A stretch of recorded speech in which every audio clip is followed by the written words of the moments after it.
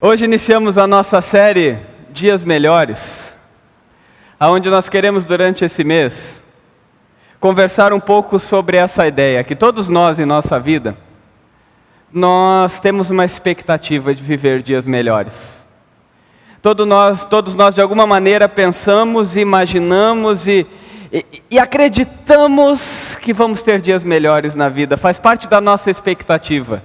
Talvez você pensa: eu quero dias melhores na política, eu quero dias melhores na economia, eu quero dias melhores nas notícias de saúde, eu quero dias melhores na minha família, eu quero dias melhores na minha saúde. E dentro de nós, de alguma maneira, existe um desejo de dias melhores, de viver uma vida melhor, de que a vida de alguma maneira se apresente melhor do que ela é. E nós vivemos de fato esperando uma vida que vale a pena, onde nós podemos olhar para aquilo que vem, e quando vamos vivendo esses dias, olharmos para trás e dizermos: valeu a pena viver. Valeu a pena porque os meus dias foram melhores. E essa música que nós pastores reunimos e a partir dela pensamos em 4 mensagens, nós pastores cantamos ela. Vocês tinham que ver o Daniel e o William cantando essa música, foi bonito demais.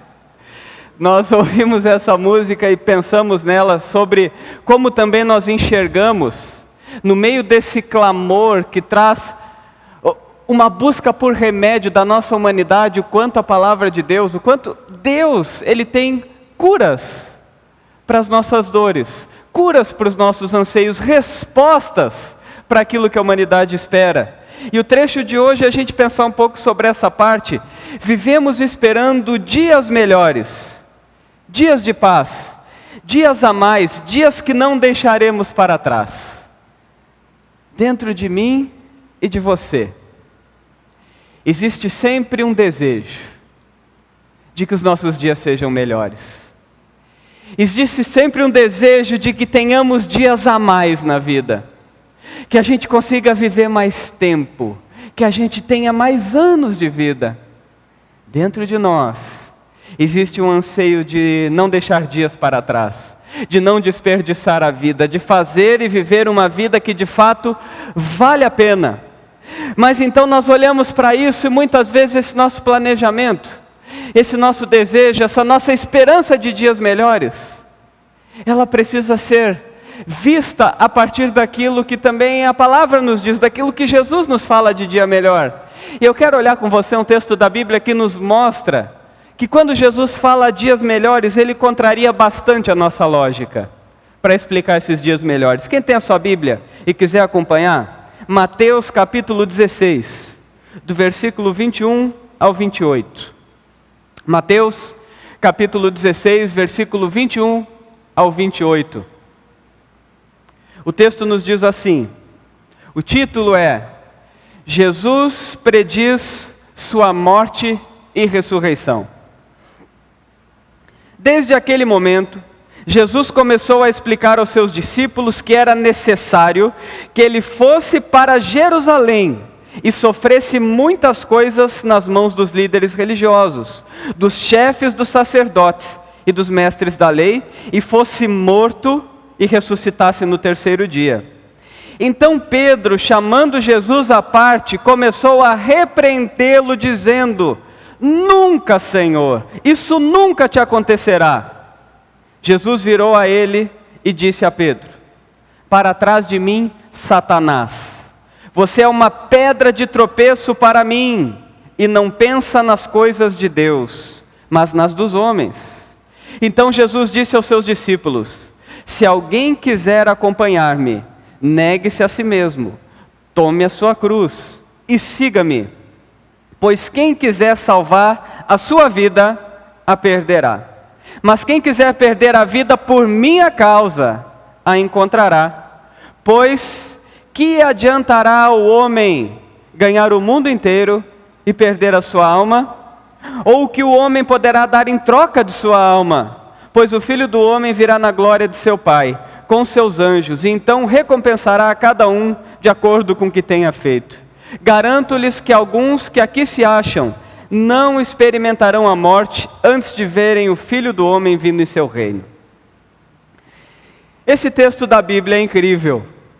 se nós pensarmos em dias melhores, porque na nossa ótica o que Jesus estava anunciando são dias terríveis. Jesus avisa para Pedro, anuncia a sua morte. Ele reunido com seus discípulos, ele diz: olha, eu vou sofrer, eu vou ser castigado, eu vou morrer. E Pedro reage como normalmente a gente reage quando alguém toca no assunto de morte. Pedro diz: vira essa boca para lá, Jesus.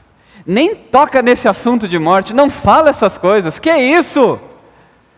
É a nossa reação natural diante da morte, porque dias melhores na nossa vida não levam em conta a morte. Quando pensamos em dias melhores, anulamos a palavra morte do vocabulário. E Jesus está falando sobre os dias que viriam pela frente, dos dias melhores, e dizendo: eu vou morrer, eu vou sofrer. E Pedro está dizendo: vira essa boca para lá, nem toca nessa palavra, nem fala essas besteiras. Como a mãe, o pai, aquela pessoa diz quando você toca no assunto de morte, ela diz: nem fala essas coisas, pai, nem toca nesse assunto, deixa isso para lá. A reação de Jesus a gente olhando pelo texto parece que Pedro que estava errado, mas a reação de Pedro era lógica. Como assim vai morrer? Como assim falar em morte? E de repente Jesus diz para ele: arreda-te de mim, Satanás. Que palavra dura! Você não está pensando na visão de Deus sobre dias melhores, você está pensando na visão dos homens. A visão de Deus é: quem quer ganhar a vida vai ter que perdê-la. Quem quer de fato andar comigo vai ter que pegar a sua cruz e me seguir. Quem quer andar comigo vai perceber que o caminho é outro. E nessa noite eu quero convidar você para essa reflexão de dias melhores, a partir daquilo que também Jesus nos ensina.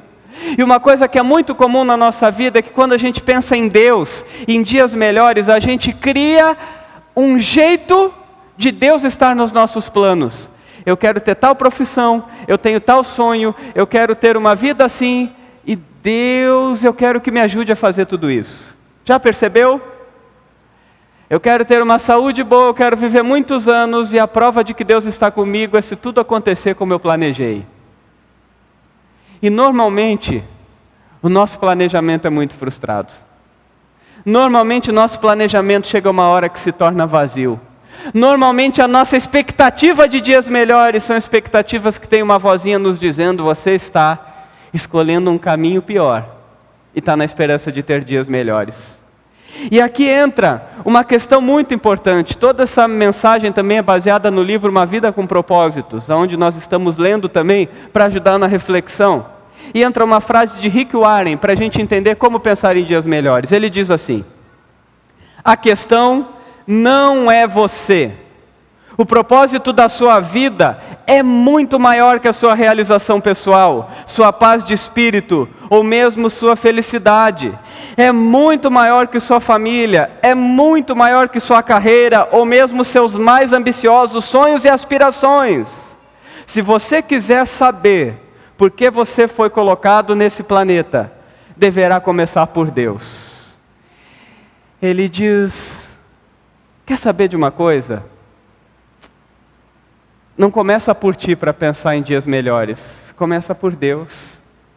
O nosso problema é que a gente diz: Deus, eu vou viver a vida de um jeito que eu quero que o Senhor abençoe. Enquanto que Deus está dizendo: pergunta qual é a minha vontade para a tua vida, para aí ser abençoado. Nós estamos dizendo: Deus, eu vou fazer tudo que eu quero, e me ajuda nessa história para nada dar errado. Quando Deus está dizendo: tenta saber a minha vontade para a tua vida. Quer pensar nos teus melhores dias e na melhor maneira de viver? Pensa a partir do que eu falo. Então, queridos, uma primeira coisa: se você quer dias melhores, aprenda que a questão não começa por mim e por você. Se a nossa visão e a nossa expectativa dos dias melhores começa em nós, ela já começou errada. Os dias melhores, esses dias que nós queremos esperar para ser melhores, precisam começar por Deus. Porém, nós como seres humanos, nós temos vários fatores que nos motivam e que nos levam e que dirigem a nossa vida, e que nos levam para dias que não vão ser melhores, mas que a gente caminha trilhando sobre eles na esperança de dias melhores. E nós vamos olhar nessa noite o que dirige a vida de muitas pessoas e que muitas vezes fazem elas, a partir dessa direção orientar a sua vida, viver os seus dias, e não percebem que esse caminho que elas constroem não projetam dias melhores, bem pelo contrário, afastam deles. E muitas pessoas que sonham com dias melhores, na verdade são atrapalhadas pela culpa, são dirigidas pela culpa. As pessoas normalmente, elas na sua vida, tem algumas pessoas que elas vivem dessa maneira.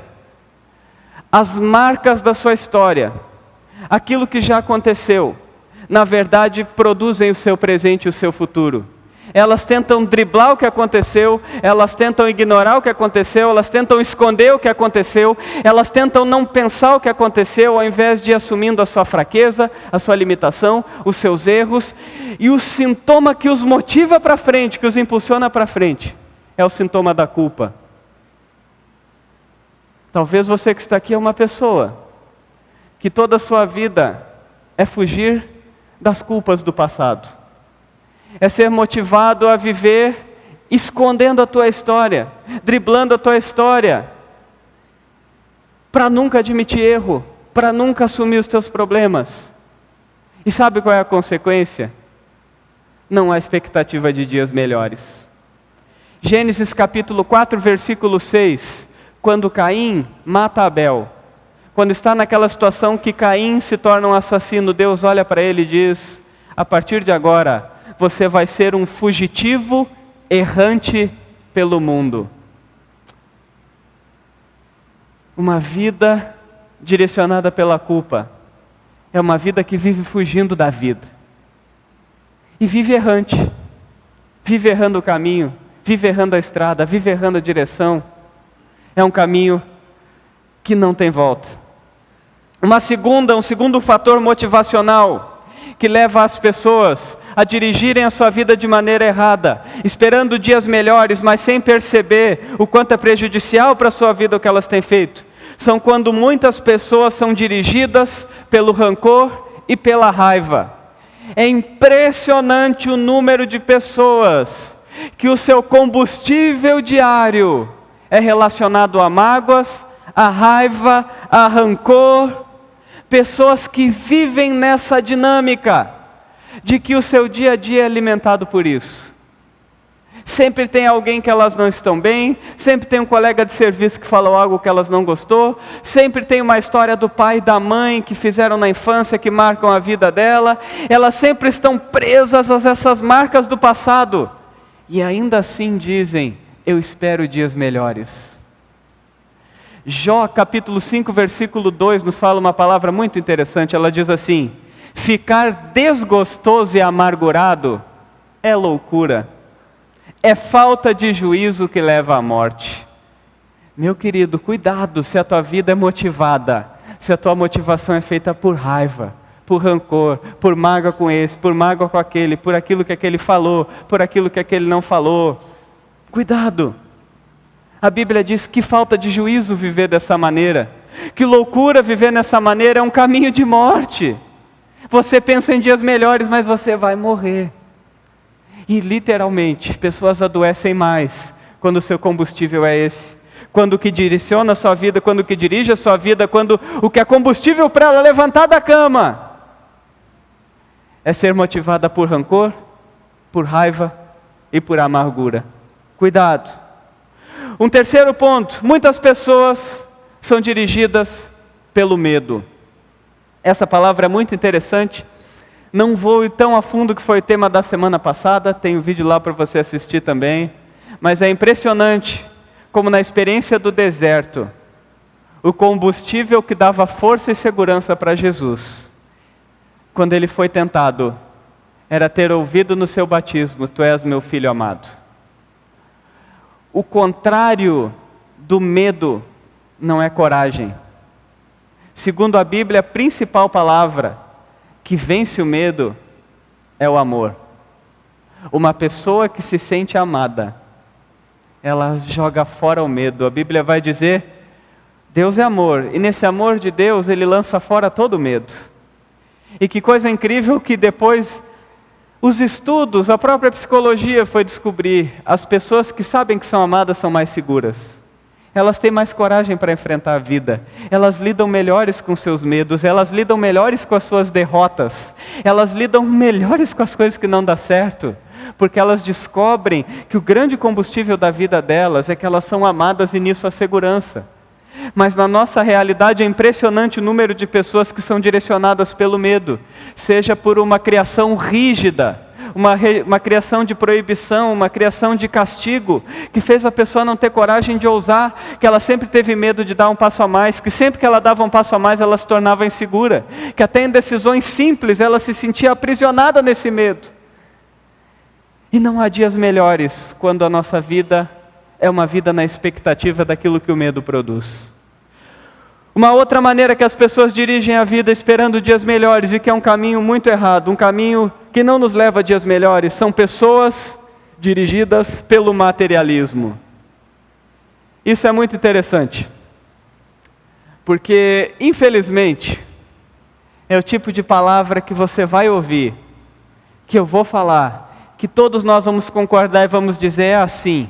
O problema é que nós vamos embora daqui a pouco, e amanhã, quando a gente cai na rotina, essa história a gente esquece completamente. Chega a ser angustiante como pode ter poder essa palavra materialismo na nossa vida, de tal maneira que se você pegar e jogar mensagens na internet de igrejas, eu não estou criticando nenhuma igreja específica, estou falando de mensagens em geral, muitas vão estar simplesmente dizendo de um Deus, que Ele vai ser teu Deus para cuidar do teu bem material. E muitas pessoas acreditam nisso, e muitas pessoas inclusive amam a Deus por causa disso, sem perceber que não é um caminho de dias melhores. Uma vida de materialismo, ela nos leva ao impulso de sempre querer mais, de um conceito que quando eu tiver mais, eu vou ser mais feliz, que no dinheiro eu vou ter mais segurança. E a gente diz, é verdade, o pastor está certo, é verdade, é isso aí mesmo. Só que o problema é que a gente acorda e quando a gente pensa na segurança dos filhos, e num bom futuro para os filhos, na nossa mente a gente está pensando, a casa, a profissão e o salário dele. Quando a gente pensa, eu quero ter uma vida tranquila daqui a 10 anos, o que nós estamos pensando é, eu quero ter um emprego muito bom, uma casa maravilhosa. Nós estamos colocando todo o nosso planejamento no material. O mundo o tempo inteiro está nos dando avisos. Você já parou para pensar quantos empresários, quantas pessoas muito ricas tiram a própria vida? Você já ouviu que todo tempo tem alguém dizendo, que saudade eu tenho de quando a minha vida era simples, de quando eu comia um feijãozinho, mas eu conseguia deitar a cabeça no travesseiro e dormir? Só que a gente cai nesse impulso de querer mais, planejando dias melhores, e os nossos dias melhores diz, assim que eu tiver meu carro. Aí quando a gente conquista o carro, os nossos dias melhores nos dizem, assim que eu tiver a minha casa. Aí quando tem a casa, os dias melhores nos dizem, assim que eu tiver uma casa na praia. E aí quando consegue a casa na praia, diz, bom, carro, casa na praia e casa, agora uma casinha para alugar e meu problema está resolvido. O problema é que quando consegue a casinha para alugar, a gente pensa, quando eu tiver um prédio para alugar, aí que vai ser bom. E aí a gente pensa na empresa, quando a minha empresa crescer, vai ser bom. Só que quando cresce, a gente diz, quando ela crescer um pouquinho mais, vai ser bom. E um pouquinho mais vai ser bom, e um pouquinho mais vai ser bom. E a esperança de dias melhores no materialismo vão tentar nos dar uma proteção que a gente nunca vai encontrar, de que o dinheiro resolve tudo. O dinheiro não resolve tudo. O dinheiro não resolve muitas coisas. E nós deveríamos ter mais consciência de que Deus nos abençoa, e que Deus abre porta, e que você deve trabalhar, que você deve correr atrás, que você deve querer ter seu carro, sua casa na praia, ter seu apartamento. Deve, não é problema. O problema é se você acorda e dorme, tendo como a motivação da sua vida, pensar que os teus dias melhores estão atrelados a isso. Pensar que o que precisa para o teu dia melhorar é o aumento do salário de amanhã. É o carro novo de depois de amanhã. É o apartamento que chegou. Pouco tempo eu vi um vídeo de um rapaz, jovem ainda investidor, ele dentro de um carro, uma BMW, caríssima. Ele diz, a minha satisfação dentro desse carro durou menos de uma semana. Durou uns 2, 3 dias, um carro que eu sonhei por anos a comprar. Depois já caiu na rotina, era só mais um carro. Até reclamava de vez em quando de algumas coisas. porque esse é o bem material também. Uma outra coisa que dirige a vida de muitas pessoas, muitos são dirigidos pela necessidade de aprovação. Muitos vivem a sua vida nessa pressão social, imaginando o que os outros vão pensar. E vivem o dia num verdadeiro malabarismo, pensando, dias melhores é o dia que todo mundo vai concordar comigo, que todo mundo vai gostar do que eu faço, que todo mundo vai estar bem comigo. E se você é alguém que é motivado pela aprovação dos outros, provavelmente você vai concordar comigo que esse caminho não dá muita esperança de dias melhores. Ele é um caminho frustrante. Ele é um caminho que você acerta uma vez e erra 5. Você erra 10, acerta 2. Você agrada 10 porque você tomou uma atitude e tem outros 10 que não gostaram da tua atitude. Você pensa, então, não vou fazer nada, e tem gente que amou que você não fez nada, e tem outros que vão dizer, puxa vida, ele não fez nada. E a gente coloca a nossa vida num caminho tão confuso, que a gente não percebe que isso não leva a caminho algum. E é muito interessante outras influências que ainda poderiam ter, não está no slide aí, mas eu só cito rapidamente. Por exemplo, pessoas ainda, quem sabe, pensam em dias melhores, mas vivem num estresse desnecessário diariamente, aonde eles já começam carregando o seu dia de caos, e pensam num dia melhor, e pensam numa vida melhor, e pensam numa projeção melhor, mas o cara acorda e já está há 2 meses diariamente reclamando do trânsito de Jaraguá. Todo dia ele reclama da rua que mudou, todo dia ele reclama do carro que parou, ele não percebe que amanhã vai ser da mesma maneira, e que depois de amanhã vai ser da mesma maneira, e ele já começa o dia angustiado e aflito, e dizendo, esse trânsito não dá certo. Todo dia ele reclama, eu vou usar o tiozinho, do tiozinho que não liga o pisca para dobrar. Ele já cria um estresse que vai acontecer sempre, e que vai se repetir sempre. Todo dia vive um estresse desnecessário, quando alguma coisa foge do seu plano, quando está calor demais, quando está frio demais, quando as coisas não saem do seu jeito. E você já notou como nós somos murmurentos, como nós fazemos de fato verdadeiras tempestades em copo d'água, que a gente coloca assim uma situação pequena, a gente torna gigantesca, e nos estressa e tira o sono, e a gente sai bufando e não dorme direito. Às vezes você vai olhar uma coisa tão simples, era tão deixa para lá, que você às vezes tem até vergonha de contar para alguém. Por que você está desse jeito? Você nem tem coragem de contar, que você vê que era um estresse desnecessário. Mas então nós queremos olhar e dizer, a nossa vida pode ser diferente. E o que Jesus fala para Pedro é, Pedro, quando a vida é planejada a partir de você, de alguma maneira não tem expectativa. Para ter uma verdadeira vida, você tem que negar a si mesmo, você tem que negar os impulsos no qual você é combustível para a vida. Você tem que se negar. E não é fácil. Todos esses sintomas que eu falei, eles não são fáceis de administrar na nossa vida. Nós concordamos, nós falamos, é isso mesmo, mas espera chegar amanhã, para você ver se é fácil. Não é fácil. Mas Jesus diz, negue-se a si mesmo diariamente. A cruz nos dá um caminho para dizer, você pode viver diferente. A tua vida pode ser dirigida com propósitos. A sua vida pode ser uma vida que está nas mãos de Deus. Então, qual é a vantagem de uma vida que não é dirigida por mim? Como eu posso pensar nas vantagens de dias melhores quando a minha vida está nas mãos de Deus? A primeira coisa, quando a sua vida é dirigida pelas mãos de Deus, quando você conhece esse caminho, a tua vida tem sentido. Essa palavra é muito importante. Eu li um livro há pouco tempo atrás, vou comentar pelo menos em 3 momentos nessa mensagem sobre ele, de uma médica que acompanha pacientes em estado terminal e faz cuidados paliativos. Um livro chamado A Morte é um Dia que Vale a Pena Viver. E essa autora nesse livro, entre as várias coisas interessantes que ela coloca, ela diz, as pessoas que mais sofrem diante da morte são os ateus convictos. Ela explica o que é um ateu convicto. Ateu convicto é alguém que algum dia teve fé, que algum dia teve a sua crença, porque é um livro óbvio de uma médica, então ela não está fazendo uma apologia cristã, mas olha só como esse papo tem a ver com a gente. Ela diz, aqueles que por algum motivo, por alguma pessoa, por alguma situação se afastaram de Deus, se amarguraram com Deus, esses diante da morte são os mais desesperados. porque um dia eles acreditaram em algo que depois eles abandonaram. E a vida se torna um verdadeiro desespero. A vida não tem sentido.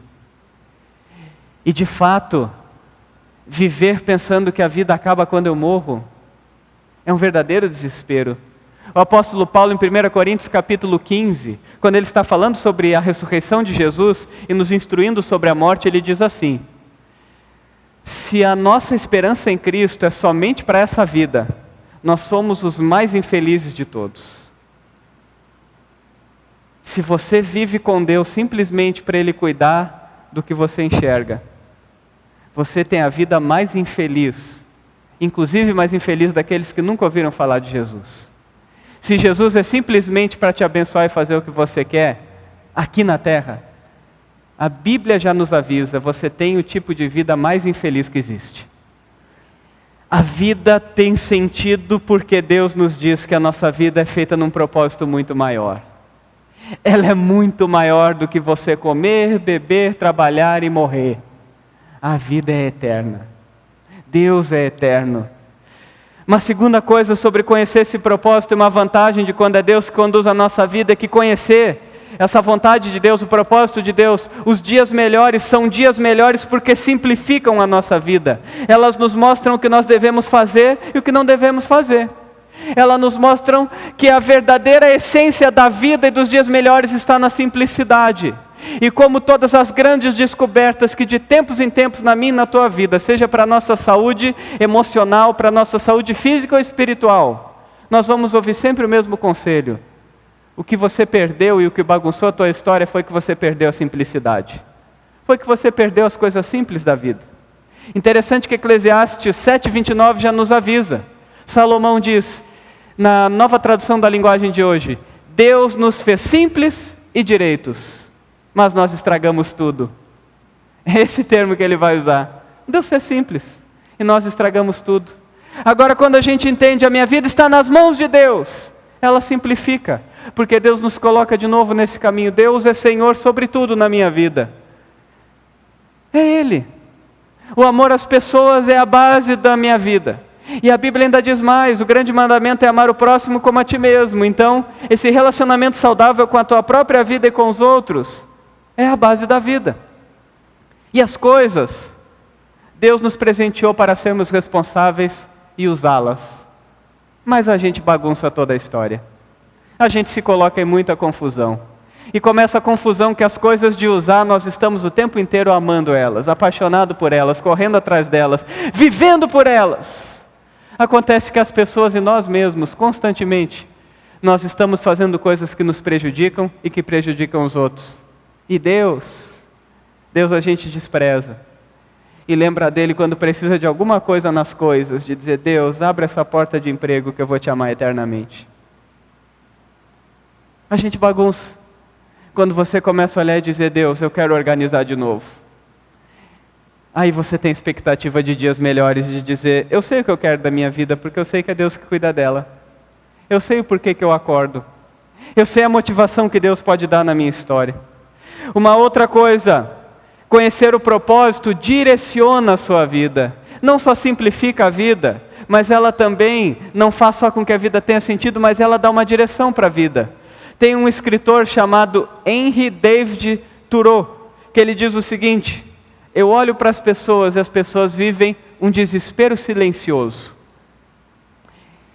E eu confesso que em muitos aconselhamentos eu já comprovei que muita gente vive assim. Ela sorri, ela tem uma boa apresentação na rede social, ela tem uma boa apresentação social, mas quando ela para pensar na sua intimidade, quando ela para abrir seu coração, ela vive num profundo desespero. Ela é o reflexo de muita angústia. Ela é o reflexo de uma vida que tenta correr para tudo que é lado, tentando achar um caminho, mas por dentro, na verdade, ela não quer parar, porque ela está desesperada de ter uma vida sem direção.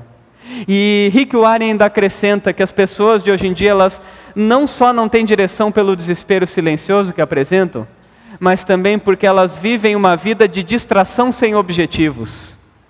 É uma outra maneira que a gente usa para esconder a realidade. Nós nos distraímos demais e cada vez mais.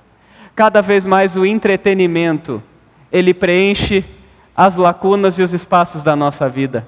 Cada vez mais os nossos tempos de reflexão, os nossos tempos de, quem sabe, silêncio, os nossos tempos de conversa séria, são preenchidas por vídeos, são preenchidas por barulhos, são preenchidas com alguma maneira que a gente faz para distrair aquelas angústias que a gente só escuta quando para e perde a direção.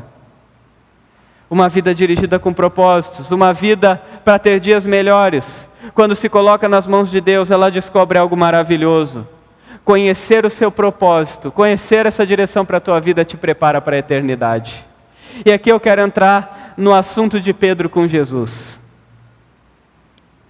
Jesus diz para Pedro: eu vou morrer.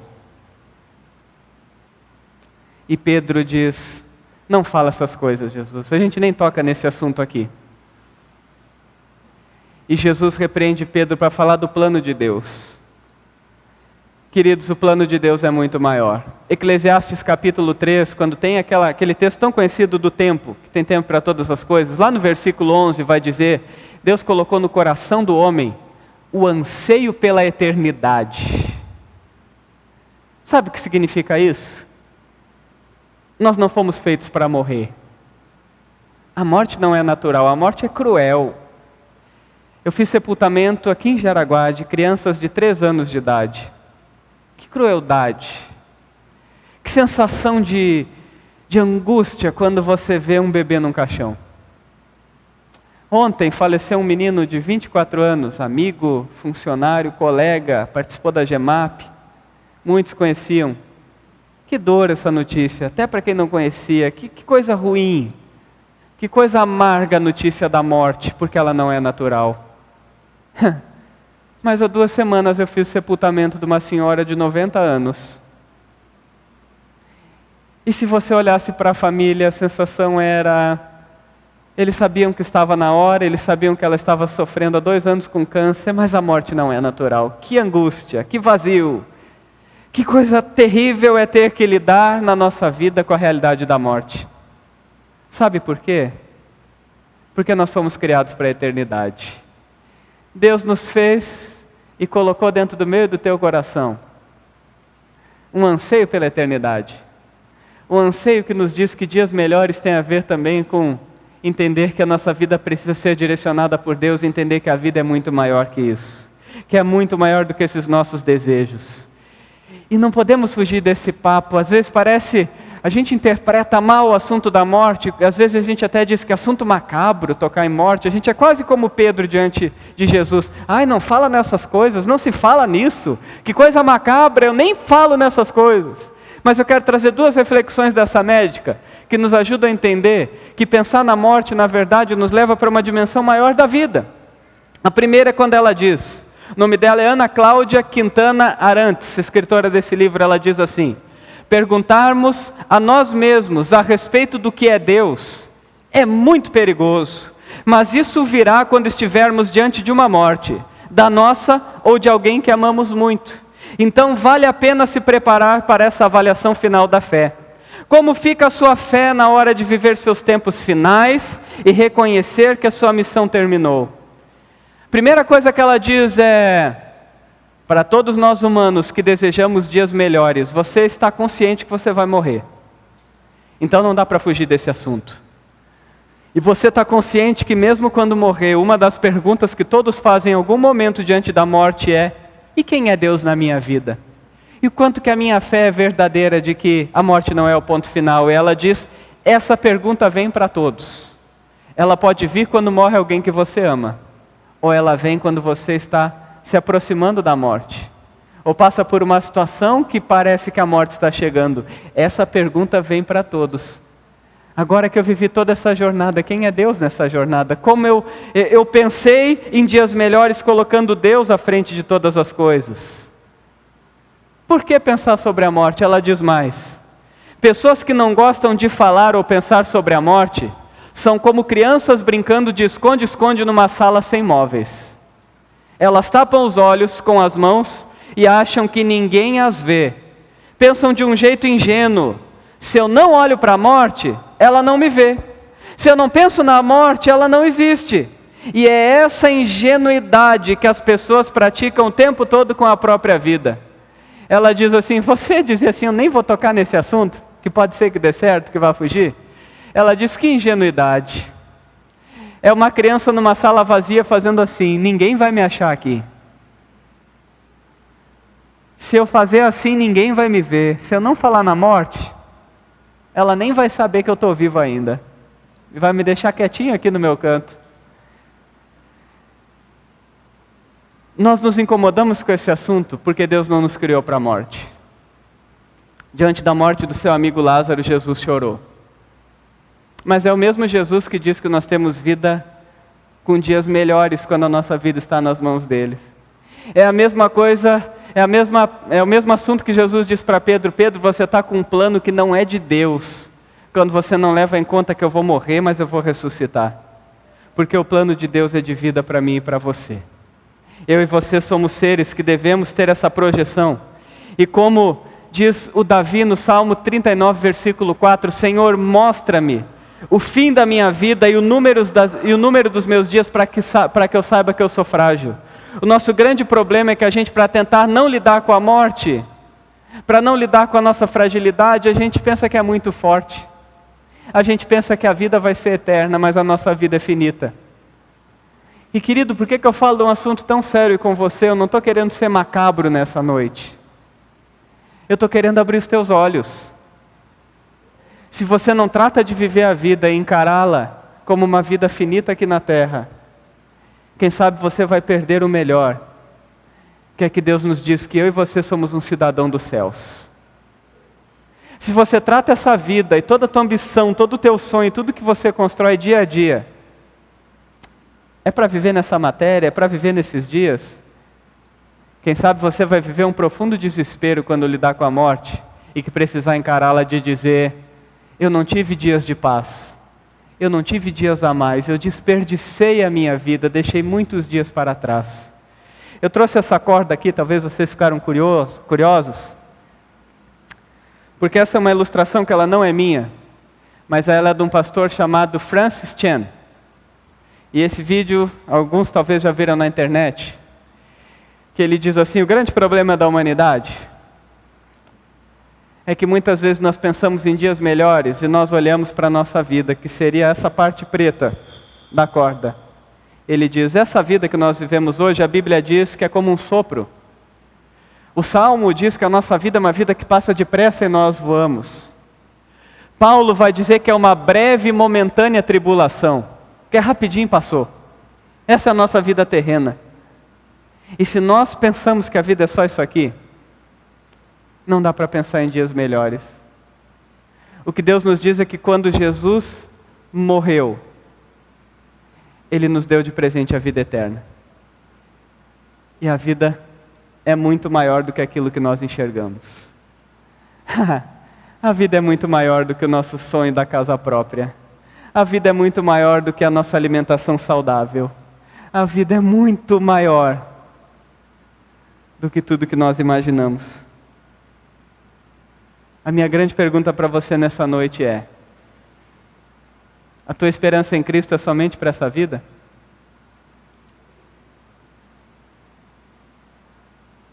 Nós não somos completamente felizes, porque não era para sermos. A terra não é o nosso lar definitivo.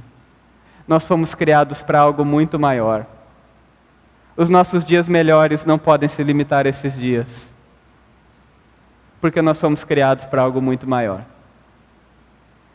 Eu quero encerrar essa mensagem dizendo para você que o meu convite é para que nessa noite você não saia sem entender o que os cristãos foram descobrindo aos poucos, nos primeiros séculos, onde eles viviam dizendo, a minha grande expectativa é para a eternidade, eu não vejo a hora de chegar lá.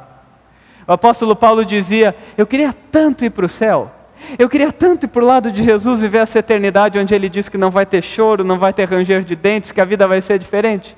Mas para ajudar com que mais pessoas nessa vida cheguem lá, eu preciso ficar mais um pouco de tempo aqui, mas eu não perco a minha ideia, a minha pátria está nos céus e é lá que eu vou ser completo.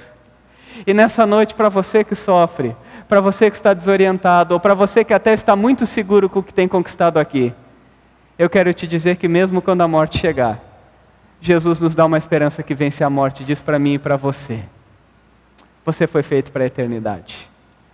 E Jesus te convida para ficar a eternidade ao lado dele.